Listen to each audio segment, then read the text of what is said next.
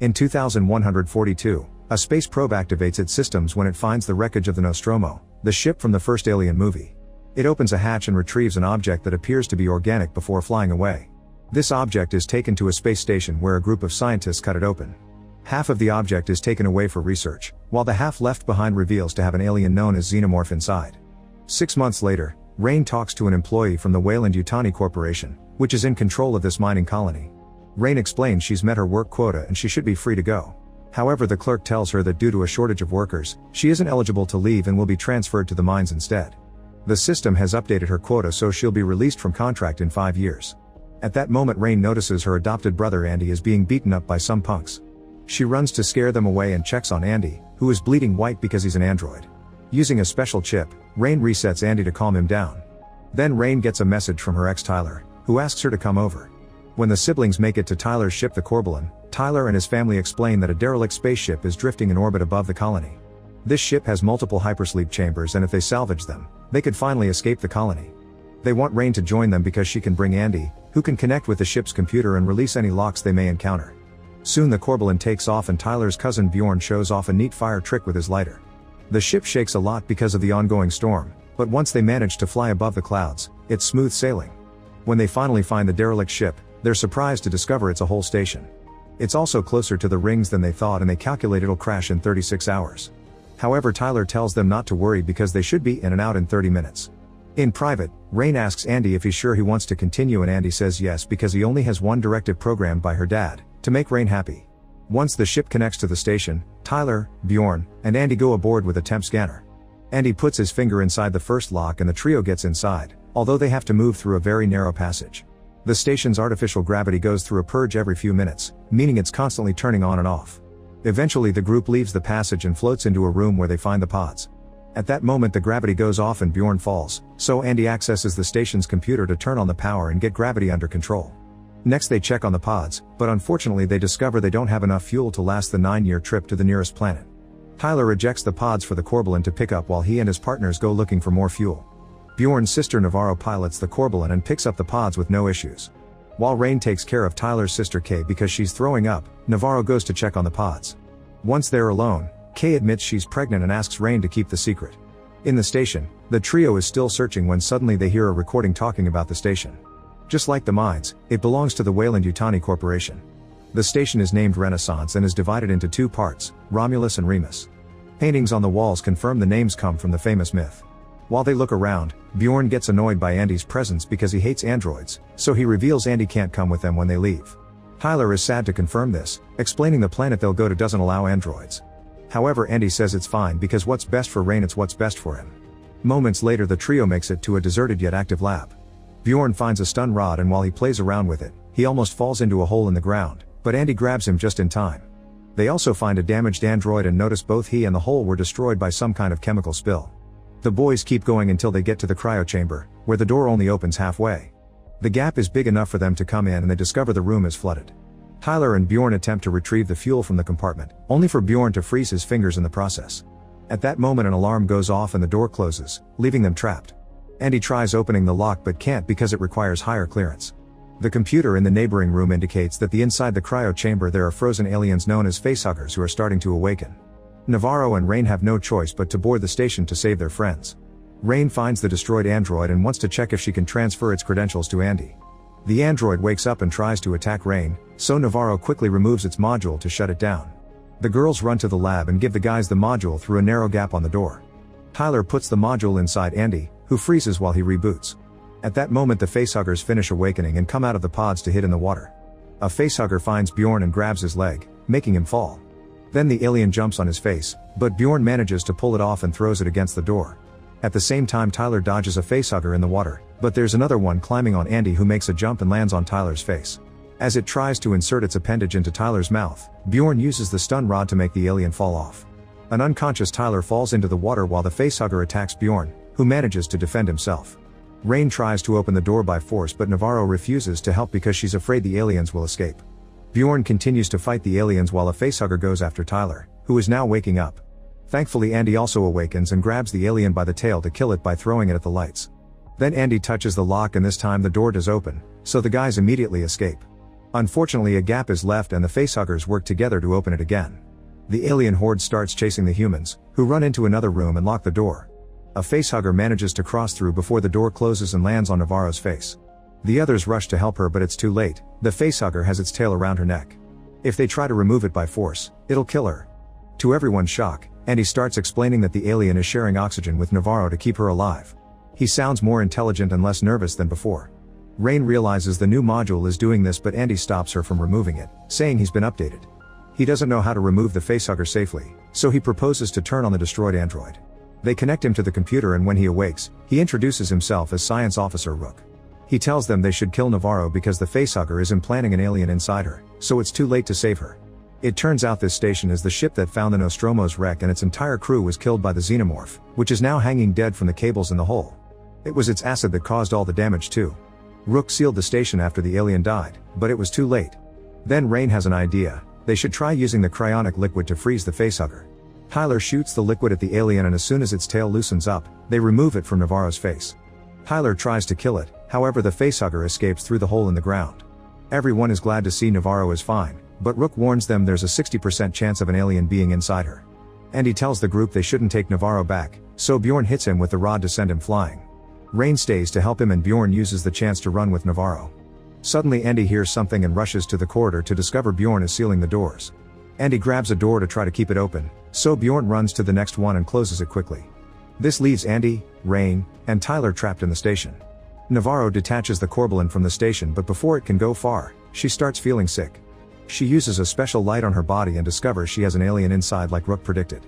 Then Navarro starts having a seizure, and an alien known as Chestburster bursts out of her body, killing her.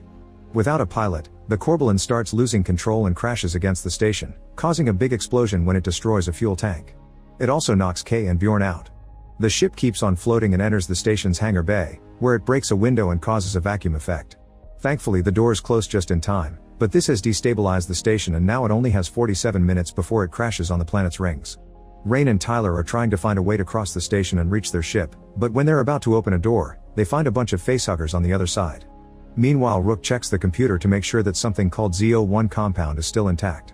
Then it asks Andy for help, making him realize that the new module overrode his directive. Instead of helping Rain, his goal is to finish the station's mission for Weyland-Yutani. Then Andy reunites with Rain and Tyler and shares some information he got from Rook. The facehuggers can't see and find people by sensing their body temperature. This means they could raise the temperature in the room to match their bodies and become invisible. After Andy uses the thermostat to get the desired temperature, the trio starts crossing the room and has to make great effort not to react to the bodies they find in every corner. On the Corbelan, Kay wakes up and goes looking for her friends. In a corridor she finds the skin that the chestburster left behind before making the cocoon that now hangs on the wall. At that moment Bjorn finds her and makes her step back before inserting the rod into the cocoon to electrocute it until the alien's acid destroys the stick. This attack isn't enough, and the creature's tail comes out to slash Bjorn's face. Acid keeps pouring out and falls on Bjorn until it kills him. As a new xenomorph starts coming out of the cocoon, Kay rushes to the door but can't open it, so she calls Tyler. He's still in the room with the facehuggers, so he has to whisper instructions for her. Kay manages to find a key and opens the door to run away before the alien can reach her. Since she's keeping her eyes on the creature, she falls off the Corbelan hatch and lands hard on the station's hangar. All the noise coming through the mics alerts the facehuggers, who begin jumping to attack. The trio immediately runs away, and Tyler throws a flare on the ground so the facehuggers go after its warmth. The trick doesn't last long, and soon the aliens are chasing them again, so when Andy makes it to the door, he starts closing it. Tyler and Rain have to run extra fast across right before the door closes. When Rain calls Andy out, he claims he did the calculations and knew they'd make it. With only 30 minutes left before crashing, the sprinklers activate in the hangar bay and Kay wakes up. She can hear the alien coming and hides before it can see her. The xenomorph walks right above her, and once it's left, Kay tries reaching the hangar door only to activate the alarm. At that moment the trio appears on the other side of the door, but Andy refuses to open it. He can see the xenomorph waiting, which means it's using Kay as bait. Rain tells him that Kay is pregnant to appeal to his pity, but it doesn't work. Soon the xenomorph gets tired of waiting and takes Kay away. A furious Rain slaps Andy and asks him about his directive, so he says he must choose what's best for the company. Then Andy makes Rain and Tyler get in the elevator while explaining he must finish the mission, so Rook will open the hangar door and let them leave. They arrive at a lab and find a capsule full of a strange liquid. Rook appears on the computer screen and tells them that humanity was never meant to explore the universe because their bodies can't take it, so Weyland-Yutani created this station to study the aliens and use their fluids to enhance humans. This ZO1 compound is the black liquid seen in Prometheus. In a video they see a rat getting crushed almost to death, but after the scientists injected it with the compound, it healed instantly. Andy grabs all the compound samples and gets ready to take them to the colony, but Rain stops him when she sees the xenomorph on the security camera. Then Andy gets 2 pulse rifles from a cabinet and gives them to Rain and Tyler, telling them to only shoot if it's absolutely necessary because if the alien bleeds acid, it'll cause a hull breach. The trio leaves the lab, unaware that the video is still playing. It turns out the rat mutated into the dead monster they saw inside a box. With only 20 minutes before impact, the trio begins crossing the station and finds lots of xenomorph resin, which means there's more than one around. When Andy turns on the lights in the next corridor, they're disgusted to see a full alien hive on the walls. Andy and Rain want to go back and find another corridor, but Tyler hears Kay's voice and rushes into the hive. Rain follows him and they see tons of bodies cocooned with the alien goo, including Kay's. The duo pulls her out and Andy appears to point out she hasn't been implanted yet because there's no dead facehugger at her feet. Her pulse is still very weak, so Andy offers a compound injection to help her. Before Tyler can use it, Rain stops him because she's wary of the substance and tells him Kay may survive if they take her to a cryo chamber. At that moment they hear a xenomorph screeching and approaching, so they run out of the hive into another room. There's another xenomorph there and it tries to stab Rain with its tail, but Tyler jumps in to protect her and gets stabbed instead. Then the alien uses Tyler's body to hit Andy and incapacitate him before dragging Tyler into the hive, where more creatures surround him and kill him. Rain and Kay rush into the elevator and manage to escape before the aliens reach them. However, Rain can't stop thinking about her brother, so she drops Kay and the samples at the hangar bay, telling her to go back to the colony on the Corbalin. After Rain leaves, Kay worries about her baby and decides to inject herself with the compound. With only 10 minutes left before impact, Rain makes it to the hive and removes the module from Andy before resetting him. When he wakes up, he's his old self again. The xenomorphs are coming closer and the duo runs away, but Rook refuses to open the doors for them because it may put the compound at risk. While Rain furiously shoots the screen, Rook appears on the Corbalin system and asks Kay to give him access to the ship. Rain disables the station's gravity and starts shooting at the xenomorphs. Now their acid blood floats around instead of falling on the hull. With Andy holding her down, Rain shoots every creature without mercy until all of them are dead. Then the duo starts navigating the corridors while carefully avoiding the acid, however Rain almost crashes against it so she shoots her rifle to force a fall. Eventually the duo makes it to the elevator shaft and plan to go up climbing since the elevator can't work without gravity. Andy makes a jump but Rain can't move because a xenomorph grabs her leg. She immediately shoots its arm and begins floating up, unaware that the acid has created a hole in the door. Andy manages to hold onto the stairs while Rain tries to recover the rifle, which is floating away. At that moment the gravity goes through a purge and Rain falls. The elevator is also coming down, but thankfully Andy catches it. Before she can crash on the ground, a xenomorph grabs Rain with its tail. As Rain desperately grabs onto the stairs trying to escape, the lack of gravity makes all the acid in the corridor fall and damage the hull, creating a vacuum effect. This slows down the xenomorphs climbing the shaft at the same time that Andy lets go of the elevator, which goes down at great speed and crushes all the creatures. Rain is safe on the stairs and when the elevator reaches the ground, it covers the hole and stops the vacuum. Unfortunately there's a xenomorph left in the shaft and it approaches Rain together with a facehugger. At that moment Andy finds the rifle and comes down with open fire, killing both creatures in seconds. Suddenly the computer finishes the countdown and the station starts sliding on the rings. Andy and Rain finally make to the ship and find Kay unconscious. Rain immediately activates the ship's autopilot and the Corbalin manages to fly out of the station right before it fully crashes on the rings. Then Rain puts Kay in the cryopod and cuts the link to the station so Rook can't mock them anymore. He's destroyed when the station crumbles. Rain puts Andy to sleep before she starts getting a cryopod ready for herself. She notices a screen alerting her of critical vitals and opens the other pod to find Kay screaming. It turns out the compound accelerated her pregnancy and she now gives birth to a xenomorph-like cocoon. Rain immediately cuts the umbilical cord and takes it away to destroy it, but she has to drop it when she sees the acid. The cocoon opens, revealing a creepy baby inside. The acid burns through the floor and the cocoon lands in the cargo bay. When the ship detects that the cargo has been compromised, it shuts down the autopilot and changes it to manual. With a freezing ray in hand, Rain runs to the cargo bay and finds the cocoon empty, so she starts following the monstrous footprints. At the same time Andy wakes up and checks on Kay, who is producing a mucus-like substance instead of milk. Her now grown child appears and strikes down Andy before moving on top of its mother to feed, killing her. Rain shows up and tries to attack it, but the creature quickly disarms her and knocks her down. The broken freezing ray ejects frosty smoke that distracts the creature while Rain runs back to Andy, but he's too heavy to move. She sees the creature coming after her, so Rain runs away alone and locks the door behind her. The temperature is going down very quickly in this room too, thus Rain puts on a space suit to survive. As the creature starts forcing the door open, Rain jumps into the cargo bay and begins to disengage the manual locks, intending to eject the entire bay with the monster. She opens the first 3 locks very quickly, but before she can do the 4th, the creature strikes her down. Rain notices the cocoon nearby and tips it over, letting the acid melt through the floor.